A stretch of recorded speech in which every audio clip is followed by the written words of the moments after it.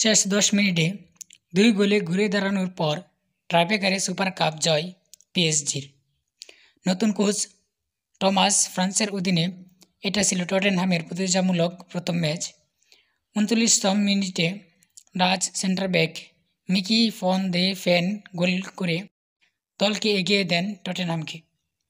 বিরতির 3 মিনিট পর 48 মিনিটে টটেনহামের হয়ে দ্বিতীয় গোলটিও ডিফেন্ডারের। আর্জেন্টাইন ডিফেন্ডার ক্রিস্টিয়ানো রোমেরো হেঁটে গোল করেন পেদ্রো পেরুয়োর ফ্রি-কিক থেকে। 84 মিনিট পর্যন্ত 2-0 গোলে পিছিয়ে ছিল পিএসজি। টটেনহাম বোধহয় শিরোপায় এক হাত দিয়েই ফেলেছিল তখন, কিন্তু কে জানত নাটকের তখনও অনেক বাকি। পরের মিনিটেই গোল করেন বদলিতে নামা পিএসজির দক্ষিণ Korean attacking midfielder Lee Kang In. উদিনের ব্লুনার্জি স্টেডিয়ামে তখন ঘুরে দাঁড়ানোর স্বপ্ন বিভোর পিএসজি যোগ করা সময়ের 4 মিনিটে সেই স্বপ্ন পূরণ করেছেন।